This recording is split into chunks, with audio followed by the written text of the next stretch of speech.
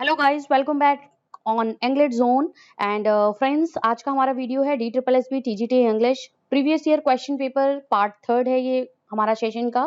और same topic से related इससे पहले 2 वीडियोस ऑलरेडी इसी सेम टॉपिक से रिलेटेड मैंने अपलोड कर रखा है चैनल पे। आप सभी उस चैनल को, उस वीडियो को जरूर वॉच आउट करिए। आपको एक ओवरव्यू मिलेगा किस तरीके से क्वेश्चंस आपके D triple S B TGT के एग्जाम में पूछे जाते हैं। तो ये क्वेश्चंस बहुत ही इंपॉर्टेंट होंगे। जल्दी से अपना पेपर पेन अपने साथ रखो और वीडियो का लिंक आप सभी को मिल गया होगा। आप शेयर कर दीजिए अपने सोशल मीडिया प्लेटफॉर्म पे रोज की तरह। और तो फ्रेंड्स, चलिए सबसे पहले क्वेश्चन की बात कर देते हैं। सबसे पहला जो क्वेश्चन स्क्रीन पे है हमारा, Chaucer's life can be categorised into 3 periods which one does not belong to. आपको बताना है, क्वेश्चन जो पूछा जा रहा है इसमें कि चौसर का जो लिटरेरी करियर था, उनके पीरियड्स तो जो थे लिटरेरी, आप पूरा ओवरव्यू आप लो। एक लिटरेरी जो इनका करियर था उसकी अगर हम बात करते हैं तो वो 3 पार्ट्स में डिवाइडेड था। ठीक है, 3 पीरियड्स में डिवाइडेड था। आपको बताना है कि इन चारों ऑप्शंस में कौन सा ऐसा पीरियड है जोफ्री चौसर के लिटरेरी करियर से नहीं बिलोंग करता है। आपको उसका आंसर देना है। ऑप्शंस यहाँ पे अवेलेबल हैं: Spanish period, option 2 Italian period, French period and English period. तो आंसर जो इसका होगा उसका जल्दी से आंसर दीजिए कि जो 3 पार्ट्स उनका पीरियड डिवाइड था लिटरेरी करियर का, और लिटरेरी जो एक लाइफ था, लिटरेरी स्पैन था उनके करियर का, वो 3 पार्ट्स में डिवाइडेड था। But one out of these 4 option is not of that period, included in that period. तो उसका नेम बताना है आपको। और जो इसका करेक्ट आंसर है वो है हमारा ऑप्शन ए, स्पेनिश पीरियड। ठीक है, Spanish period was not included in the 3 periods of Geoffrey Chaucer's life. ठीक है, बाकी Italian, French and English period जो था वो इनका जो इनका लाइफ था जियोफ्री चौसर का, उसमें डिवाइडेड था।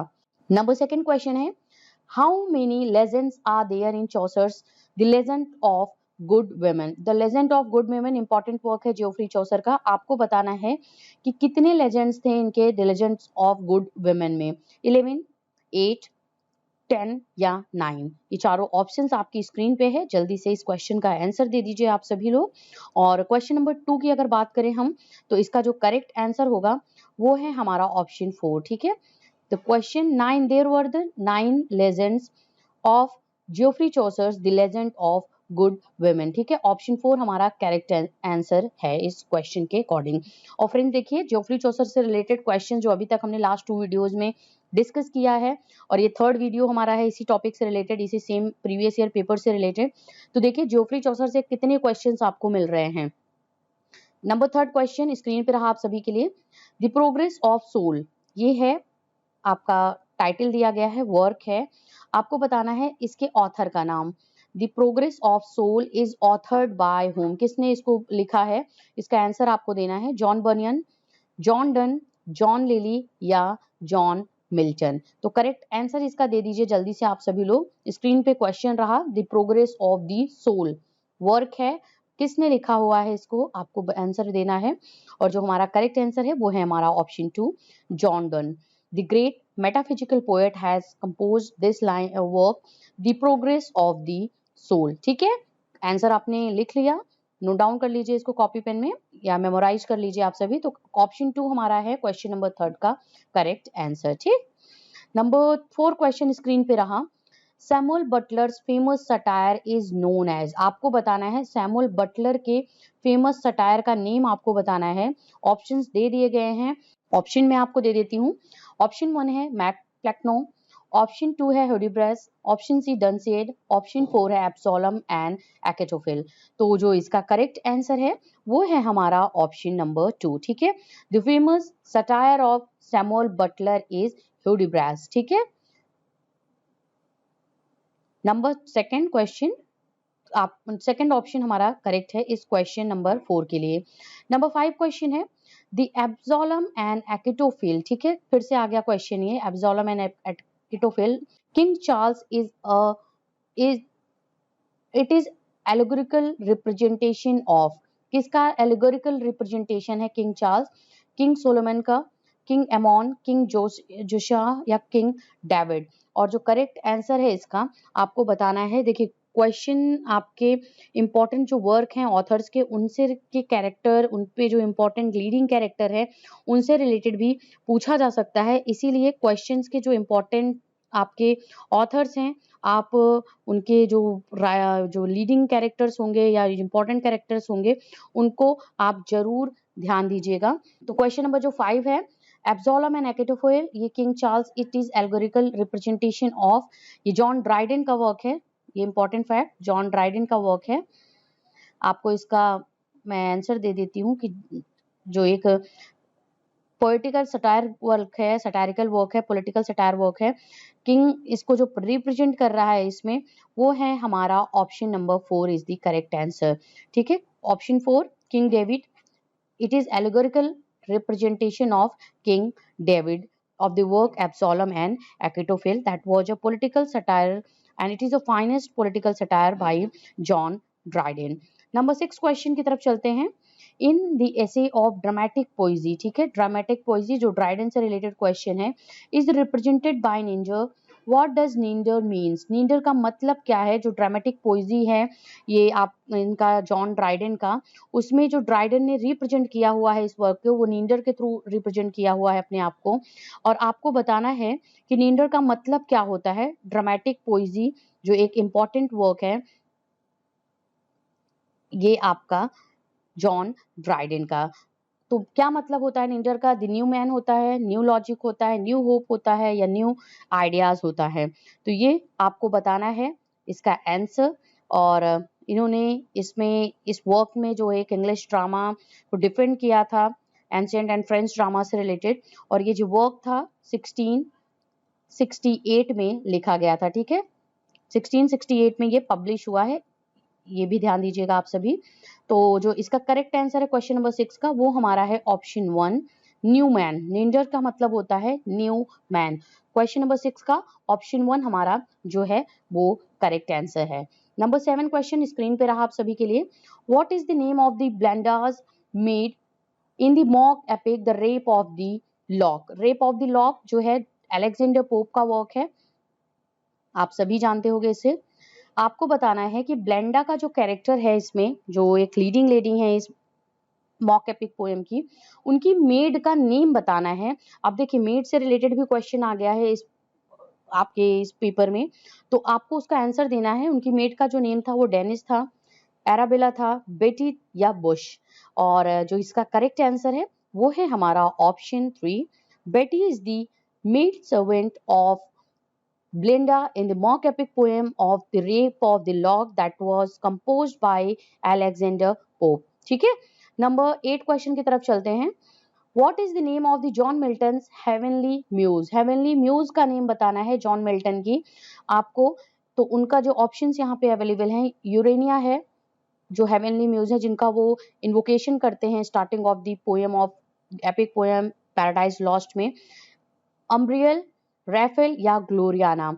और क्वेश्चन नंबर 8 का आंसर है वो है हमारा ऑप्शन 1 यूरेनिया। ठीक है, ये हमारा इंपॉर्टेंट जो क्वेश्चन रहा स्क्रीन पे आप सभी के लिए, और ये DSSB PGT के पेपर में पूछा जा चुका है। और ऐसे ही क्वेश्चन, क्योंकि ये सभी ऑथर्स आपके इंक्लूडेड हैं TGT में, तो इनसे रिलेटेड क्वेश्चंस ऐसे आ सकते हैं। एक ओवरव्यू आपको मैं दे रही हूँ कि किस तरीके से क्वेश्चंस आपके DSSB के पेपर में पूछे जा चुके हैं।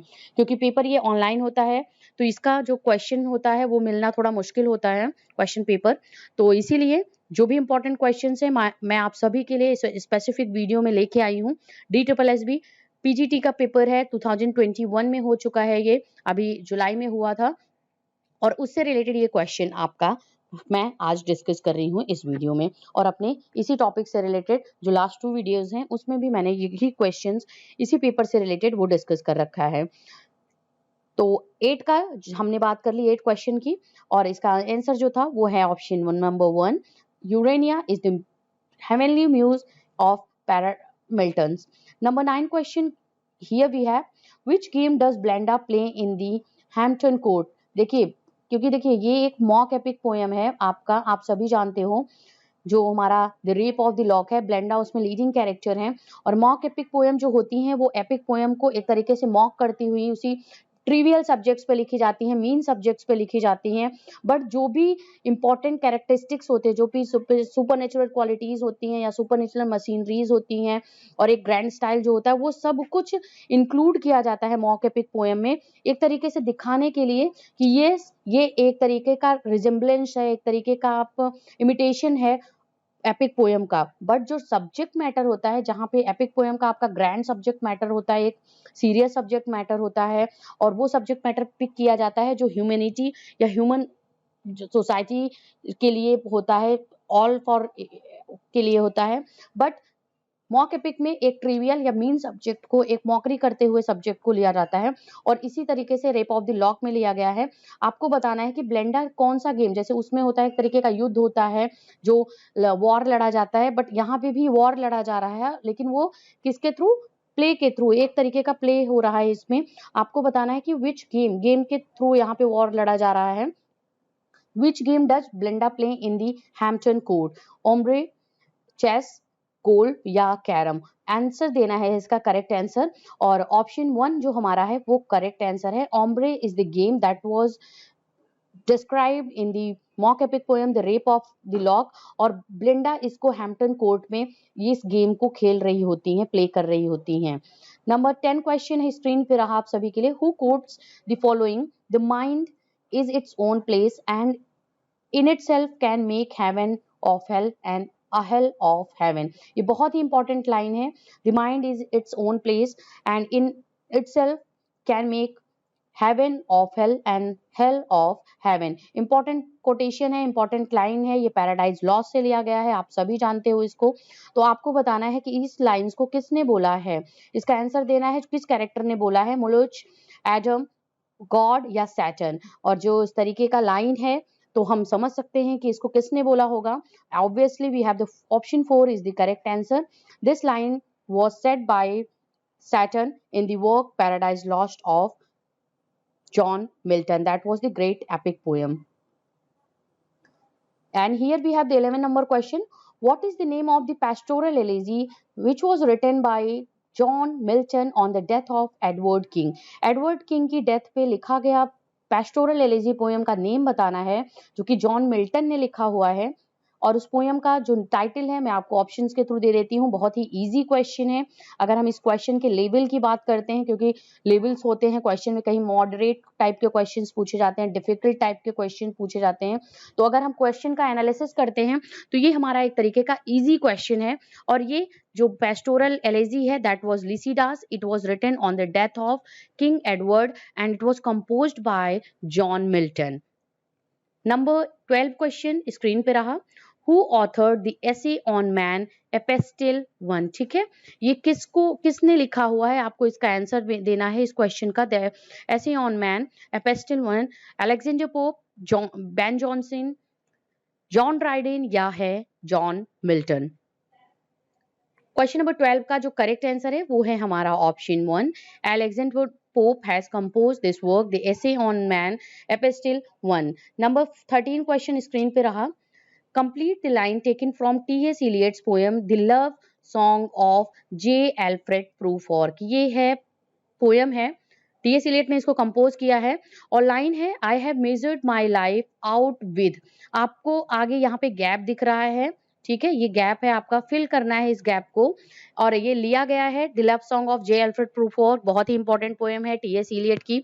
तो आपको बताना है फ्री वर्ड्स में ये पोएम लिखी गई है, और यहाँ पे इस गैप को क्या फिल करेगा, I have measured my life out with scale, with mornings, with coffee spoons या विद इवनिंग्स। और जिसने ये पोएम पढ़ी होगी, क्योंकि आपके सिलेबस में आपने ग्रेजुएशन किया होगा, पोस्ट ग्रेजुएशन किया होगा, आपको ये पोएम जरूर आपके सिलेबस में मिला होगा। किसी भी यूनिवर्सिटी से आपने इसको अटेम्प्ट किया होगा, ग्रेजुएशन या पोस्ट ग्रेजुएशन आपने कंप्लीट किया होगा। ये क्वेश्चन बहुत ही इंपॉर्टेंट है, और इस क्वेश्चन का जो करेक्ट आंसर है वो है हमारा ऑप्शन नंबर 3, कॉफी स्पून। ठीक है, I have measured my life out with coffee spoons. Okay, ये हमारा करेक्ट आंसर है। Option 3 is the correct answer of the question number 13। And here we have the question number 14 on the screen. Which poem was written by John Dryden on the restoration of King Charles II? King Charles II के restoration पे John Dryden ने कौन सी poem compose की थी? आप सभी को पता होगा 1660 में ये रेस्टोरेशन एरा का स्टार्ट होता है इंग्लिश लिटरेचर में, और इसी से किंग या इंग्लिश डायनेस्टी का भी आप एक तरीके से रेस्टोर होता है, और आर्ट लिटरेचर का रेस्टोरेशन होता है इंग्लैंड में। तो जॉन ड्राइडन ने उनकी वेलकम पे कौन सा पोएम लिखा था? ऑप्शंस अवेलेबल हैं, the hind and panther, Astraea Redux, option C Religio Laici, option 4 है एब्सोलम एंड एकेटोफेल। और जो करेक्ट आंसर है इस क्वेश्चन नंबर 14 का वो है option 2 Astraea and Redux. Astraea Redux is the correct answer of the question number 14. Number 15 we have here. What form is Milton's epic poem paradise lost? देखिए फिर से पैराडाइज लॉस्ट के ऊपर क्वेश्चन आ गया, बहुत ही इजी क्वेश्चन है ये आप सभी का। आपको बताना है कि जॉन मिल्टन ने अपनी एपिक पोएम जो पैराडाइज लॉस्ट है वो किस फॉर्म में कंपोज की है, उसका क्या फॉर्म था, स्टैंजा फॉर्म आपको बताना है उसका। ये राइम रॉयल में लिखी गई है, ब्लैंक वर्स में लिखी गई है, या ओटावा रिमा में लिखी गई है, या हेरोइक कपलेट में लिखी गई है? So the question of the answer of this question number 15 is option 2 blank verse is the stanza form. While composing this poem, epic poem Paradise Lost, Milton has used blank verse. Okay, and it was written in the first जो publish हुआ है 1667 में publish हुआ है। Number 16 के question हमारा रहा screen पे, the great fire of London, ठीक है, the great fire of London broke out in the year, किस ईयर में ब्रोक आउट हुआ है the great fire of London? आपको इसका आंसर देना है 1662 में, 1665, 1666 या 1660। ऑप्शंस अवेलेबल हैं 1 2 3 4, जल्दी से इसका आंसर दे दीजिए। और फ्रेंड्स जो अभी मुझे ज्वाइन कर रहे हो इस वीडियो पे, इस चैनल पे, प्लीज आप सभी शेयर कर दीजिए इस वीडियो को। एंड साथ ही साथ अगर आप न्यू व्यूअर्स हो चैनल पे, इस वीडियो को देख रहे हो, तो आप चैनल को जरूर सब्सक्राइब करिए। बेल आइकन भी, जो बेल आइकन है नोटिफिकेशन बेल आइकन, उसको जरूर आप क्लिक कर लीजिए और ऑल नोटिफिकेशंस पे आप प्रेस कर दीजिएगा, जिससे टाइमली आपको नोटिफिकेशन मिलता रहे। और जो मेरे पुराने व्यूअर्स हैं उनके लिए भी एक इन्फॉर्मेशन, एक मैसेज है, आप सभी प्लीज नोटिफिकेशन बेल आइकन जरूर प्रेस करिए, आपको टाइमली नोटिफिकेशन मिलता रहेगा जब भी मैं वीडियो अपलोड करूंगी। और आपको कोई प्रॉब्लम नहीं होगी कि मैम वीडियो मेरा स्किप हो गया या मुझे टाइमली नोटिफिकेशन नहीं मिला। प्लीज आप सभी नोटिफिकेशन बेल आइकन्स जरूर प्रेस कर लीजिए। और अभी तक लाइक नहीं किया वीडियो को तो प्लीज यार लाइक कर दो सभी लोग।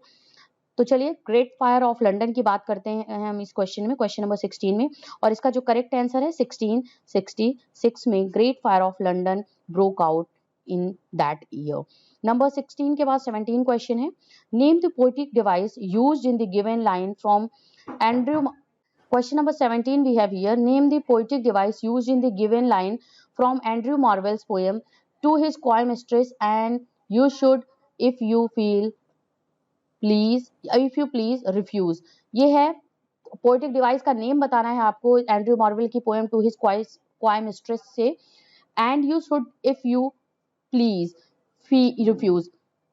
कौन सा इसमें है? एसोनेंस है, मेटाफर है, रेपिटेशन है, या सिमिली है?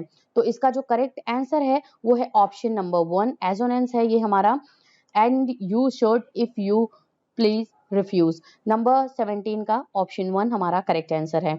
नंबर 18 की बात कर लेते हैं, what is the full title of Milton's masque Comus written in the year 1634? देखिए एक इंपॉर्टेंट फैक्ट आपको दिख गया कि 1634 में ये पोएम लिखी गई है मिल्टन की मास।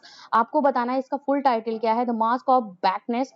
ऑप्शन 2 है लवर्स मेड मैन, ऑप्शन 3 है masque represented at Ludlow Castle, option 4 है द मास्क ऑफ ब्यूटी। और क्वेश्चन नंबर 18 का जो करेक्ट आंसर है वो है हमारा option number 3 a masque presented at Ludlow Castle. ठीक है, ये हमारा करेक्ट आंसर है। This is the full title of the work of the masque Comus that was written by John Milton in the year 1634। Number 19 question की तरफ चलते हैं friends, और नंबर 19 क्वेश्चन हमारा स्क्रीन पे रहा ये, who quoted about John Milton, Milton was on the devil's party without knowing it. ये बहुत ही इंपॉर्टेंट कोटेशन है मिल्टन से रिलेटेड और बहुत बार एग्जाम में पूछा जा चुका है, एक तरीके का इजी क्वेश्चन है। आपको बताना है कि मिल्टन को के बारे में ये कोटेशन, ये लाइंस किसने कोट की है? Milton was on the devil's party without knowing it. जब मिल्टन पैराडाइज लॉस्ट कंपोज कर रहे थे उस टाइम पे वो एक तरीके का सिंपैथेटिक व्यू जो था वो डेविल्स की तरफ उनका था, डेविल्स की तरफ उनका थोड़ा सा बैंड हो गए थे, झुकाव उनका था, और सैटन के कैरेक्टर को बहुत ही सिंपैथेटिकली उन्होंने कैरेक्टराइज किया हुआ है। इसी को ध्यान में रखते हुए ये कोटेशन दिया गया था, ये कोटेशन बोला गया था जॉन मिल्टन के लिए। आपको बताना है कि किसने ये कोट किया हुआ है, William Blake, John Dryden, Alexander Pope या विलियम वर्ड्सवर्थ। तो करेक्ट आंसर है जो 19 क्वेश्चन का वो है हमारा option number 1। William Blake has said this quotation about John Milton that Milton was on the devil's party without knowing it. Unintentionally उन्होंने Satan के कैरेक्टर को या डेविल्स को इस तरीके से एम्फसाइज किया है, इस तरीके से एक तरीके का सपोर्ट दिया है, एक तरीके की सिंपैथी शो की है, ये अनइंटेंशनली था। मिल्टन ने पैराडाइज लॉस्ट कंपोज करते वक्त ये किया हुआ है, क्योंकि इसमें देखिए लाइन आप देखोगे विदाउट नोइंग इट, बिना जाने हुए वो डेविल्स की पार्टी की तरफ थे, डेविल्स की तरफ उनका अप्रोच था, एक सिंपैथेटिक या एक गुड लुक में थे वो लोग, गुड बुक्स में थे डेविल्स मिल्टन जब पैराडाइज लॉस्ट कंपोज कर रहे थे। चलिए क्वेश्चन नंबर 20 की बात कर लेती हूँ। What is the sub title of Alexander's feast bye John Dryden? Alexander's feast है, ये टाइटल है, आपको इसका सब टाइटल बताना है। वर्क है ये अलेक्जेंडर फीस्ट, जिसने कंपोज किया हुआ है ये है जॉन ड्राइडेन। इसका सब टाइटल क्या है? The power of music, the power of song, the power of soul यहाँ पे होना चाहिए, and the power of food. जो करेक्ट आंसर है आपको इसका आंसर देना है, और ऑप्शन 1 जो हमारा है ये करेक्ट आंसर है क्वेश्चन नंबर 20 का। The power of music is the sub title of Alexander's feast that was composed by John Dryden. This is the sub title of the Alexander feast. Number 21 question है, who quoted the following statement, we hate poetry that has a palpable design upon us? किसने ये statement दिया हुआ है? William Wordsworth ने दिया हुआ है, जॉन कीट्स ने दिया हुआ है, यहाँ पे एस होना चाहिए, या पीबी शेले ने दिया हुआ है, या आपका लॉर्ड बेरॉन ने दिया हुआ है। और इसका जो करेक्ट आंसर है वो है हमारा option 2। John Keats had this quotation about statement about poetry जो यहाँ पे मेंशन है, we hate poetry that has a palpable design upon us. 22nd question की तरफ चलते हैं। Who god guards the gate of Eden in Milton's paradise lost?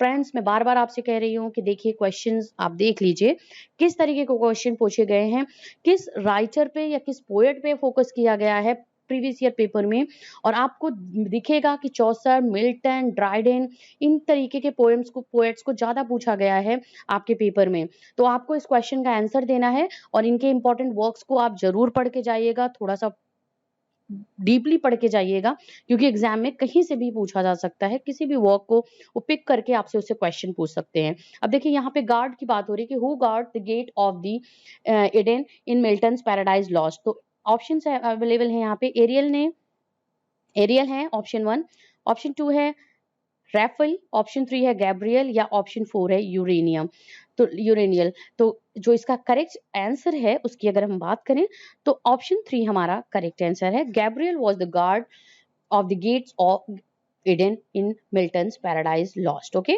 22 का हमारा ऑप्शन 3 करेक्ट आंसर है। 23 क्वेश्चन रहा स्क्रीन पे।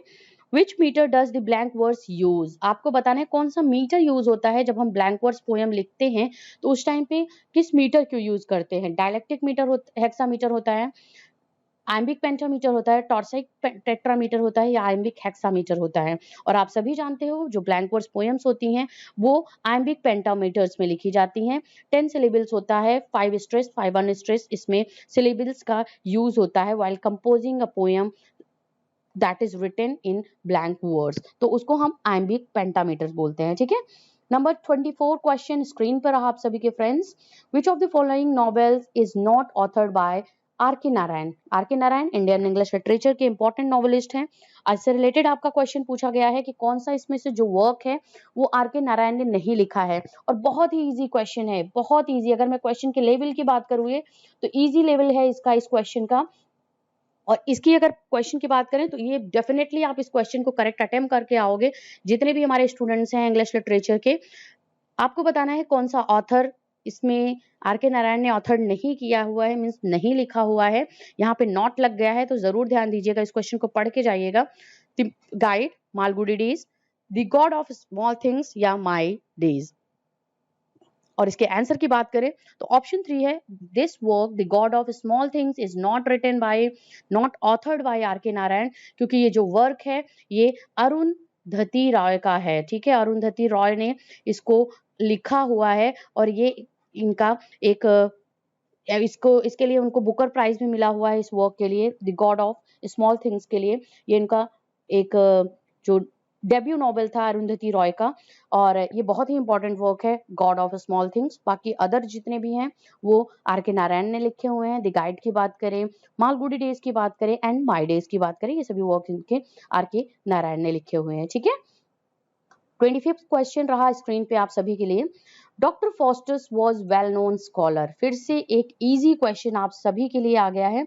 देखिए, निगेटिव मार्किंग भले ही होती है आपके DSSB के पेपर में, लेकिन क्वेश्चंस के लेवल भी बहुत डिफिकल्ट लेवल के नहीं पूछे जाते हैं, इसीलिए आप क्वेश्चंस वही अटेम्प्ट करके आओ जो आप 100% श्योर हो कि yes this is the correct answer.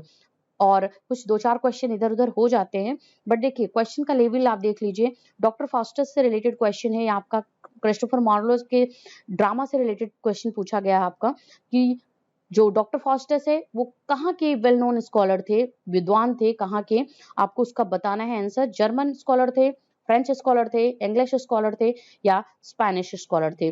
और यहाँ पे बिल्कुल कंफ्यूजन की नीड नहीं है, बिल्कुल कंफ्यूज मत होइए, आप सभी इस आंसर को करेक्टली अटेम्प्ट कर रहा होगा आपने। और he was the German scholar we have in this drama doctor Faustus. Doctor Faustus leading character थे, हीरो थे इस प्ले के, जो कि क्रिस्टोफर मार्लो ने लिखी हुई है। और एक बहुत ही अच्छी स्टोरी पे एक मॉरल ये ड्रामा है, एक आपको सीख मिलती है इस तरीके के ड्रामा को पढ़ने के बाद। तो फ्रेंड्स, यहाँ पे हमने कुछ इंपॉर्टेंट 25 क्वेश्चंस डिस्कस किया। आज हमने इंग्लिश लिटरेचर को पिक किया था, जो कि आपके प्रीवियस ईयर DSSB PGT के पेपर में पूछा गया है।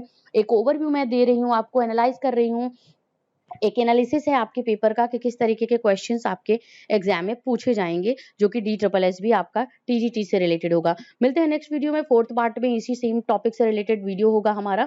कुछ और important English grammar, English literature के क्वेश्चंस हम डिस्कस करेंगे। आप बने रहिए चैनल के साथ में। इसके साथ साथ आपके जो ऑलरेडी अपलोडेड वीडियोज हैं चैनल पे, उनको जरूर आप वॉच आउट करिए। वीडियो सेक्शन में जाइए, आपको इंपॉर्टेंट जो भी ऑथर्स हैं या प्लेलिस्ट सेक्शन में जाइए, जो भी इंपॉर्टेंट ऑथर्स या जिस भी टॉपिक से आपको रिलेटेड वीडियोस चाहिए, आपको प्लेलिस्ट में सभी का सेपरेट मैंने प्लेलिस्ट बना रखा है, उससे रिलेटेड आपको वीडियोस उसमें मिल जाएंगे, आप जरूर उनको चेकआउट कर लीजिएगा।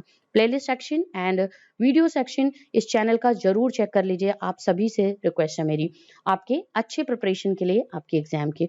मिलते हैं नेक्स्ट वीडियो में, till then keep watching and keep learning. Thanks a lot for watching this.